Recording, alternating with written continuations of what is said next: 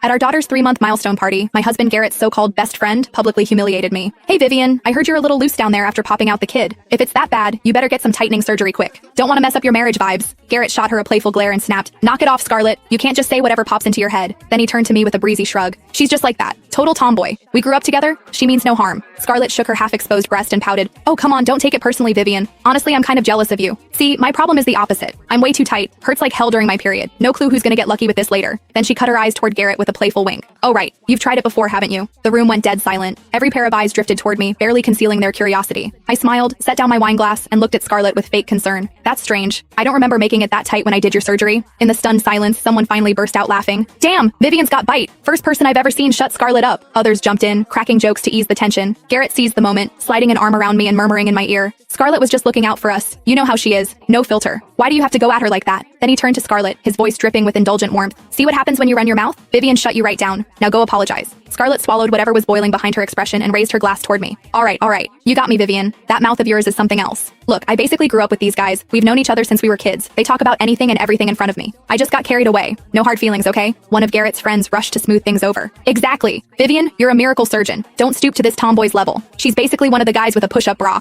Ha! The table erupted again. Scarlett played along, thrusting out her chest. Oh, come on. With a body like this? You guys have been plenty lucky. She turned to me. Vivian, isn't my figure the best you've ever worked on? Garrett gave her a quiet, that's enough. I looked at her sculpted curves, every contour the product of my own hands, and the corner of my mouth twitched. Of course it was the best. I made it. I spoke up again, this time letting my professional tone carry across the room. Scarlett, if you're really experiencing the kind of tightness you described, it could be post-surgical hypertrophic scarring, or perhaps you had a second procedure done elsewhere. Either way, it can cause significant pain and even affect fertility. I'd strongly recommend a follow-up exam. I made sure my voice was loud enough that people at the next table turned to look. Garrett shot to his feet. Vivian, outside, now. The wooden door sealed off the noise from the dining hall. The corridor was much quieter. Garrett yanked at his tie in frustration. What is wrong with you? Accusing her of having surgery in front of all those people? You just humiliated her in front of everyone. I rubbed my reddened wrist where he'd gripped it. She's the one who brought up your private life at our daughter's celebration. And she's the one with no shame? A flash of guilt crossed his face. I knew it. This is about last night. We were drinking, playing truth or dare. We're both doctors. We talk about bodies all the time. It's not like that. I scoffed. Garrett, you're disgusting. His eyes went cold, his jaw tight. Do you have to be so nasty about it? Scarlett's right. You've gotten so difficult since the baby. This is exactly what she was talking about. The words cut deep. I was about to fire back when a shrill, piercing cry erupted from the dining hall. I shoved past Garrett and ran. What I saw when I burst through the doors made my blood boil. Scarlett had Sophie cradled in one arm, a glass of whiskey in the other, tilting the rim toward the baby's tiny mouth. Come on, sweetie, have a taste of the good stuff. Gotta start 'em young. Garrett's buddies were cheering and hollering around them, egging her on. The amber liquid sloshed over the rim and dripped into my daughter's crying mouth. The burn hit instantly. Sophie's wail turned into a terrified, ragged shriek, her little limbs thrashing inside the swaddle. Scarlett just laughed, clamping the baby tighter with her arm as her wrist tipped the glass further down. What are you doing? I slapped her hand away with everything I had. The glass flew from her grip and shattered on the I snatched Sophie into my arms.